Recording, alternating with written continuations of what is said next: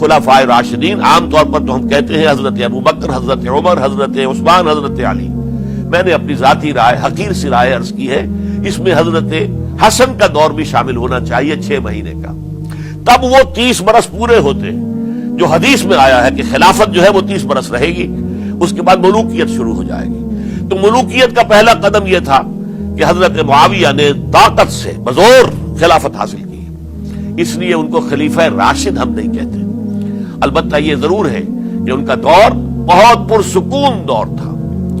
البتہ جب 10 برس گزر گئے حضرت معاویہ کے دور حکومت کو، اب میں یہاں لفظ خلافت کی بجائے دور حکومت استعمال کر رہا ہوں، جو کہ خلافت راشدہ سے ذرا اس کا فرق واضح ہو جائے. تو اس وقت ایک اور صحابی، جلیل القدر صحابی مغیرہ ابن شعبہ رضی اللہ تعالی عنہ، وہ حضرت معاویہ کے پاس آئے اور انہوں نے یہ کہا کہ دیکھیے، اگر آپ نے اپنے بعد اپنا جانشین نامزد نہ کیا تو ہو سکتا ہے پھر فسادات پیدا ہو جائے، پھر مختلف لوگ خلافت کا دعویٰ لے کر کھڑے ہو جائیں، پھر خانہ جنگی ہو جائے. 5 برس کی خانہ جنگی میں 1 لاکھ سے زیادہ مسلمان شہید ہو چکے ہیں، قتل ہو چکے ہیں، ہلاک ہو چکے ہیں. اب دوبارہ وہی دور نہ آ جائے، لہذا آپ اپنا جانشین نامزد کر دیجئے. امیر معاویہ ریلیکٹنٹ تھے، لیکن انہوں نے دلائل دیے، دلائل مضبوط تھے. انہوں نے کہا کہ اب کبار صحابہ دنیا سے رخصت ہو چکے، وہ جماعت کہ جن کی تربیت اور تزکیہ، جن کی تعلیم حضور نے خود کی تھی اور ان کو اندر سے پاک کر دیا تھا، ان کی نیتیں بالکل پاک ہو چکی تھی، کوئی نفسانیت ان میں نہیں رہی تھی، وہ جماعت تو اکثر و بیشتر اب ختم ہو چکی، فوت پا چکے، وفات ہو چکی. لہذا اب جو ہے اکثر و بیشتر نو مسلم ہیں جو بعد کے فتوحات کے ذریعے سے اسلام لائے ہیں. لہذا ان کے اندر نہ وہ پختگی ہے، نہ ان کے اندر وہ تقویٰ ہے، نہ تدین ہے، نہ اصول پرستی ہے. اسلام کی پوری تعلیمات جو ہیں وہ ان کے وجود کے اندر، ان کے شعور کے اندر گہری اتری ہوئی نہیں ہے.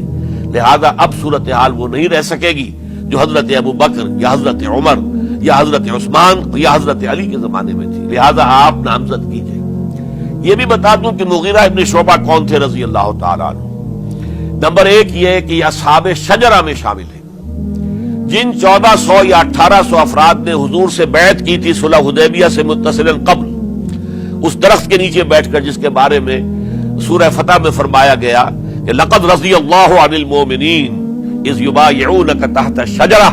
اللہ ان تمام اہل ایمان سے راضی ہو گیا جو ہے نبی صلی اللہ علیہ وسلم آپ کے دست مبارک پر بیعت کر رہے تھے اس درخت کے نیچے، ان میں سے موجود، ان میں یہ مغیرہ ابن شعبہ ہے. پھر مغیرہ ابن شعبہ وہ ہے کہ حضرت علی اور امیر معاویہ ان کے درمیان جو خانہ جنگی ہوئی اس میں ہمیشہ حضرت علی کے ساتھ رہے، حضرت علی کے ہی وہ سپورٹر تھے، ان کے ساتھ تھے. اس پہلو سے اچھی طرح سمجھ لیجئے کہ یہ نہیں ہے کہ وہ در حقیقت کو پہلے سے وہ امیر معاویہ کے ساتھی تھے، نہیں. لیکن اب جو صورتحال وہ دیکھ رہے تھے، جہاں دیدہ انسان تھے، بہت بڑے سیاستدان تھے، جانتے تھے حالات کو، حالات کے نفس پر ان کا ہاتھ تھا. لہذا انہوں نے یہ مشورہ دیا اور پھر امیر معاویہ نے اس مشورے کو قبول کر لیا اور یزید کی ولی عہدی کا اعلان کر دیا. یہ بالکل مڈل ہے حضرت امیر معاویہ کے دور خلافت کا درمیان. یہ 10 سال جب ہو گئے تھے حضرت امیر معاویہ کی خلافت کو یا حکومت کو، تب یہ معاملہ پیش آیا اور یزید کے ہاتھ پر یہ بیعت ولی عہدی تمام جو بھی مختلف گورنرز تھے ان کے ذریعے سے کہہ دیا گیا اپنے اپنے علاقے کے لوگوں سے بیعت لے لو. یہ بیعت عام طور پر لوگوں نے کر لی.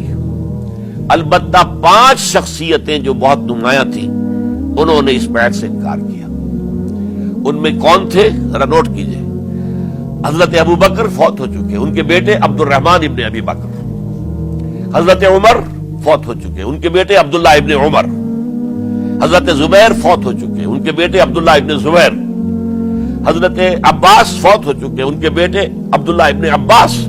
حضرت علی شہید ہو چکے، ان کے بیٹے حسین ابن علی رضی اللہ تعالی عنہم اجمعین. یہ 5 جو امت کے بہت بڑے 5 افراد کے گویا کے وہ چشم و چراغ تھے ان گھرانوں کے، انہوں نے انکار کیا.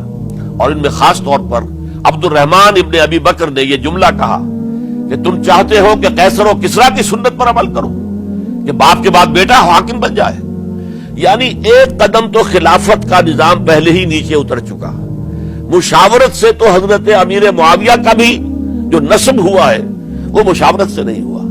ایک درجے میں وہ جو اللہ تعالیٰ کے رسول نے عمارت بنائی تھی شاندار، اس خلافت کا جو سیاسی نظام تھا، اس میں ایک تو کڑی آ چکی زوال کی کہ ایک شخص نے طاقت کے ذریعے سے خلافت حاصل کر لی.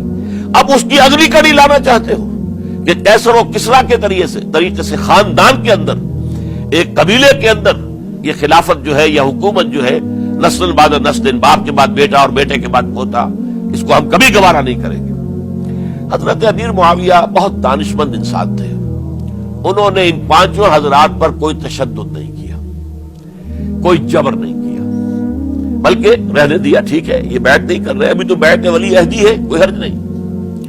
لہذا کوئی جھگڑا، کوئی اس وجہ سے کوئی فساد، اس بنا پر کوئی جنگ نہیں ہوئی. 10 سال گزر گئے، یعنی 10 سال تک یزید ولی عہد رہا ہے. 10 سال تک. اور اس سوائے ان 5 بڑی شخصیتوں کے جو پوری امت تھی، عوام الناس تھے، ان سب نے اسے قبول کیا. یہ صورتحال اب جب پیدا ہوئی جب حضرت امیر معاویہ کا انتقال ہو گیا. یہ سن 60 ہجری ہے. اب سوال پیدا ہوا کہ وہ ولی عہدی کی بیعت اب بیعت خلافت میں منتقل ہو جائے گی. لہذا پھر یہ ہوا کہ سب لوگوں سے، سب گورنروں کو لکھ دیا گیا تمام صوبوں کے اندر کہ اپنے اپنے لوگوں سے بیعت لے لو.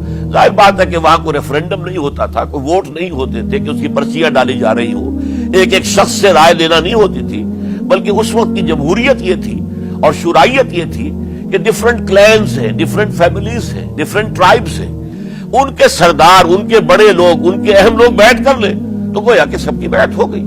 وہ ایک قبائلی نظام تھا اور اس میں یہ نہیں تھا نظام کے ووٹ بنے ہوئے ہوں اور اس کی پرچیاں ڈالی جا رہی ہوں. تو تمام عالم اسلام نے گویا کہ بیعت قبول کر لی اب یزید کی بحیثیت خلیفہ. اب وہ جو 5 آدمی تھے ان میں سے ایک فوت ہو چکے تھے، حضرت عبد الرحمن ابن ابی بکر رضی اللہ تعالی عنہما، دونوں فوت ہو گئے، لیکن باقی 4 رہ گئے. ان 4 کو نوٹ کیجئے، یہ بڑا سینسٹیو ایشو ہے جس پر میں اب گفتگو کر رہا ہوں. ان 4 میں کون ہیں؟ عبداللہ ابن عباس، عمر میں سب سے بڑے وہ ہیں، اور ان کی شان یہ ہے کہ انہیں حبر الامہ کہا گیا ہے، امت کے سب سے بڑے عالم، اور قرآن مجید کے وہ سب سے پہلے مفسر ہیں. اصل جو جتنی بھی تفسیری روایات ہمیں ملتی ہیں حضرت عبداللہ ابن عباس کے شاگردوں سے، تابعین سے، لہذا ان کا بہت اونچا مقام ہے. حضرت عبداللہ ابن عمر، ان کا مقام بھی آپ کو معلوم ہے، حدیثوں کی کتنی بڑی تعداد ہے جو عبداللہ ابن عمر سے مروی ہے، اور اس کو سلسلۃ الذہب کی پہلی کڑی کہا جاتا ہے. روایت حدیث میں جو سرہنی زنجیر ہے اس کا آغاز حضرت عبداللہ ابن عمر ہے. ایک طرف یہ دونوں ہو گئے، ان دونوں کی رائے کیا ہوئی؟ اگرچہ کام غلط ہوا ہے، یہ اس طریقے سے قیصر و کسریٰ کی روایت پر عمل کرنا غلط ہے، لیکن یہ اتنی بڑی غلطی نہیں ہے کہ اس کی وجہ سے باہمی جنگ و جدال ہو، خوریزی ہو، ایک دوسرے کی گردنیں کاٹی جائیں اور فتنہ و فساد پیدا کر دیا جائے. لہذا انہوں نے یزید کی بیعت کر لی. 2 حضرات رہ گئے، یہ نسبتاً نوجوان ہیں. ان دونوں کی پیدائش ہجرت کے بعد ہوئی ہے. ہجرت کے بعد پہلا بچہ جو مہاجرین میں پیدا ہوا ہے وہ عبداللہ ابن زبیر ہے.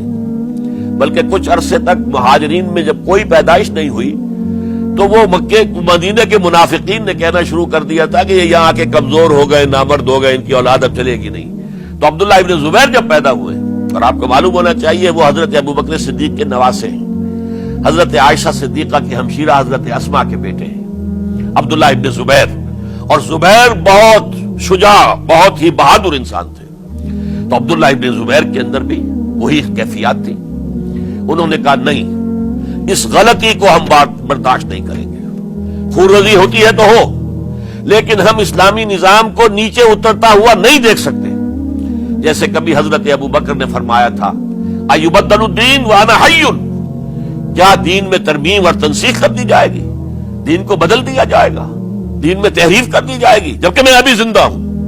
میں جیتے جی یہ نہیں ہونے دوں گا. حضرت عبداللہ ابن زبیر کی یہ رائے ہوئی وی ہیو ٹو چیلنج، ہم مقابلہ کریں گے، ہم اسے پیسیولی قبول نہیں کریں گے۔ انہوں نے بیعت سے انکار کیا اور مدینہ چھوڑ کر مکے جا کر حرم کے اندر پناہ گزین ہو گئے۔ یہی معاملہ حضرت حسین ابن علی رضی اللہ تعالی عنہما کا تھا، وہ بھی نہایت شجاع، نہایت جری، نہایت بہادر۔ انہوں نے بھی کہا کہ یہ غلط قیصر و کسریٰ کی روایت جو شروع ہو رہی ہے، اسے ہم نے ریزسٹ کرنا ہے اور اسے ہم آگے نہیں چلنے